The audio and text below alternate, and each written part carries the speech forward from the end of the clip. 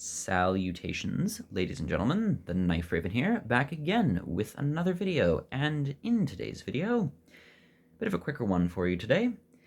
This is another knife from knivesoffrance.com that I have yet to discuss, and this is the second to last for the time being. I have one more knife after this, which I will get to in the next few weeks, hopefully.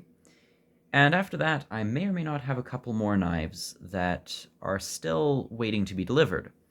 And I don't know whether or not they're even going to arrive, because knowing our postal service and the strike that really messed with a lot of delivery schedules and times, the package may or may not have gotten lost. So whether or not there will be another set of knives after this one and then the one following it, I don't know. But in the meantime, what are we discussing? Well, this knife is called the Violon, or Le Violon, or, as it may be in English, the violin. And that's due to the shape of the handle, which, as you can see, vaguely resembles that of the musical instrument.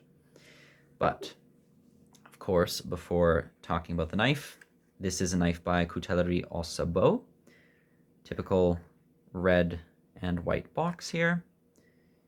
Fabrique en France on the side. And of course, their website and address. Also included was this little map of France with a bunch of traditional French knife patterns, including the Violon, which, as you can see, is on the western side of France, sort of near the Aurillac and Garonne.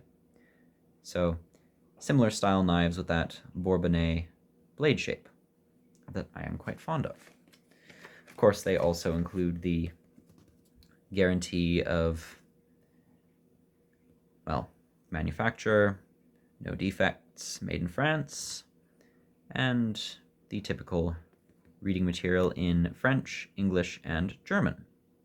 So, very nice. Now, the knife itself. This is quite the simple pattern, and usually I start by saying quite the interesting pattern, and by no means is this boring. However, this knife is what I would consider sort of a classic jackknife. And what might immediately jump to mind for some of my longer-term viewers is something like this. This is the Otter Dry Neaten Messer, or 3-rivet knife. And these both have similar dimensions, with the Dry Neaten Messer being ever so slightly shorter, but a little bit thicker. There'll be a bit more of a comparison later on, but just to give you an idea of what type of knife we're dealing with here, there is your idea. So, this knife, the violin, is featured in olive wood. There may or may not be other handle materials that they make this in, but olive wood was the only material that was being offered from Coutellerie Au Sabot. However, this pattern is also made by Le Thierizard. The only thing is, Thierizard has their model in horn, and from what I could tell, it was a little bit shorter and less slender in its appearance. I might still eventually try it out one day, as I do quite like this pattern, but I did prefer the model by Au Sabot. But, of course, the shape is rather symmetrical. The handle is evenly ground. The blade is, of course, keeping with a lot of traditional French knives. It's a little on the thick side for the spine, but typically it does taper down to a fine edge, so it is a good cutter. Certainly not lacking in that department. The blade is, of course, quite exposed, as is typical with a lot of French knives when compared with, say, an English knife, which keeps most of the blade housed within the blade well, leaving only really room for the nail nick. But here you can absolutely pinch this knife. The nail nick still works, obviously, but I like pinching a knife when I can. And it has a bit of an interesting partial stop, or rather a few of them. It doesn't have a designated half stop, as you might find on a lot of other knives, but there's a very slight stop here. There's one about there. You can see where it sort of locks into place and won't move from that position. And then there's another one right here. And then at that point, you just overpower that last stop, and the blade snaps open. Definitely a stiff pull. Not an uncomfortable one, but certainly on the stiffer side. I'd give this a solid 7.5 to 8, which for a French knife is quite significant. This definitely could compete with some Sheffield knives, not all Sheffield knives, because I can still open this without breaking a nail, but by all means, this is a working man's knife, and so despite its slender appearance, it's incredibly rugged in its design. The construction reflects that as well. There's no brass on this whatsoever. It's an all steel and wood construction. We have the 12C27 Sandvik stainless steel blade with the satin finish. Sandvik is, of course, a fairly mid to low end steel, sharpens up easily, keeps an edge for an okay period of time, resists corrosion rather well, but it will require frequent enough sharpening if you're going to be relying on it as your main knife and using it each and every day for harder use than just cutting tape and opening boxes here and there. So, good steel considering the cost of the knife and also for what this knife is. It's a traditional after all. You typically don't find super steels on them, but even so, pretty standard steel on most French knives. You can see it is stamped in 12C27 Sandvik, and that is something I am very fond of on this knife, and with most of Coutellerie Au Sabot's products, they do stamp their markings into the blades as opposed to etch.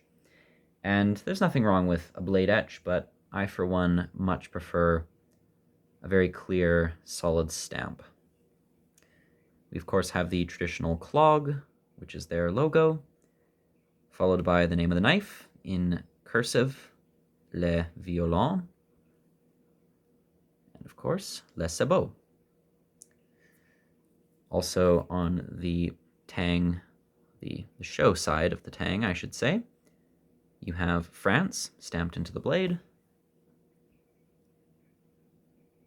which is clear, but the camera doesn't want to focus. There you are. Very clear. There's also a nice little sharpening choil here, which would make stropping the blade quite easy, I could imagine.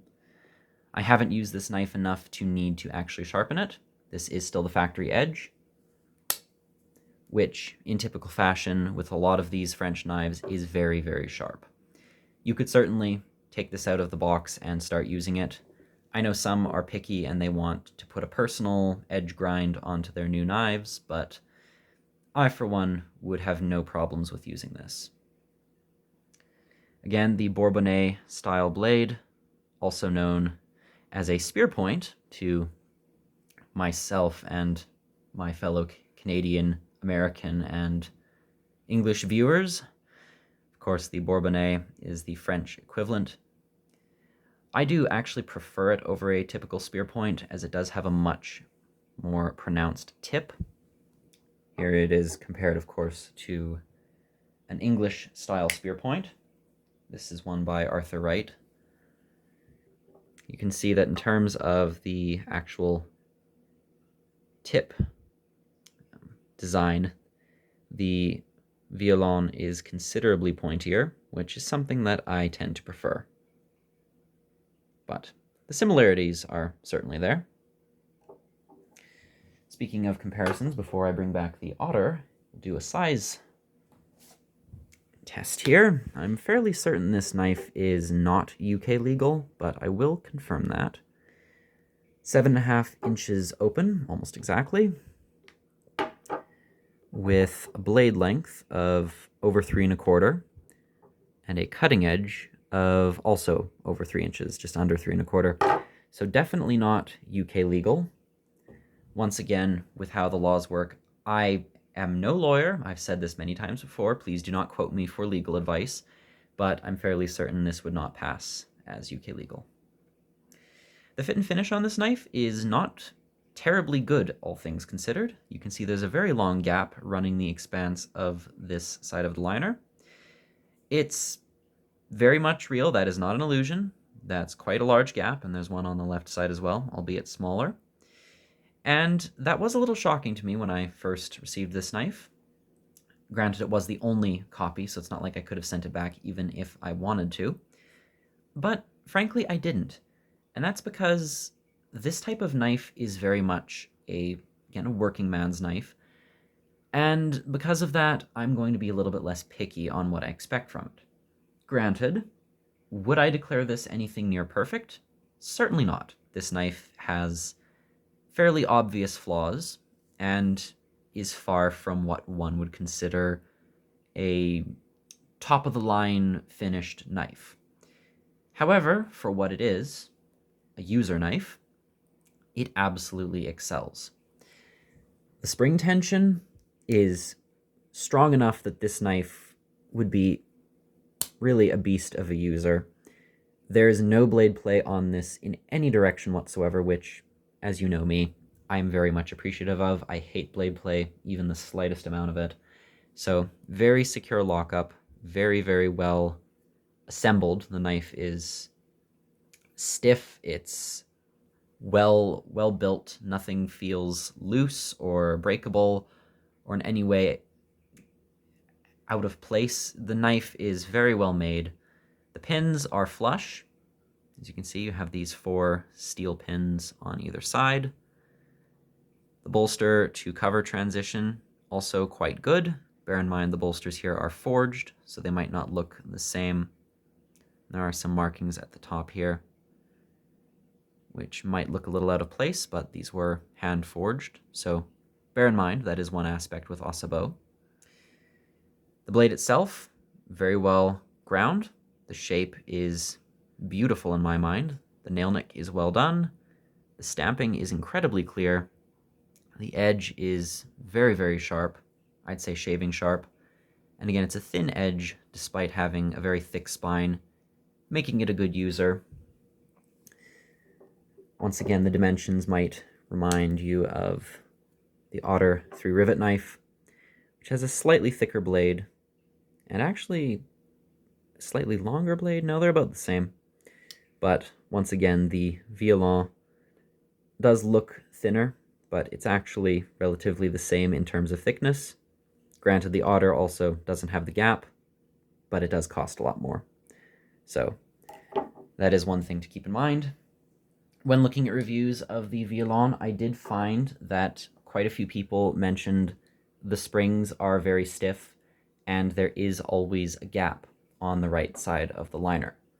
I don't know why that happened. I don't know why it is happening, but for whatever reason, that seems to be a consistent fault with this particular pattern. So I'm not sure why that is, but it is worth keeping in mind. The olive wood itself, I think, is beautiful, by the way. Very nice, thick slabs. You get a very nice grip in the hand. Very comfortable knife, easy 4-finger grip. And just overall, the craftsmanship for a user knife is acceptable, perhaps not as a showpiece. So if you're buying a knife and you want it for the collection, perhaps consider skipping this one. But if you're looking for a solid user knife, if you have an Otter 3-rivet and you want to try something similar from a different country, this is a knife I would recommend. Again, well-centered too, tip isn't proud, steel liners, steel spring, forged steel bolsters, and 12C27 Sandvik on the blade. Very nice knife. I don't believe they have them in stock, but keep an eye on knivesoffrance.com and they might get them back in. Anyway, shorter video today. I hope you enjoyed. Nice rugged knife, far from perfect, but I, for one, quite enjoy it. Thank you for watching, and this has been the Knife Raven, as always, signing off. Goodbye.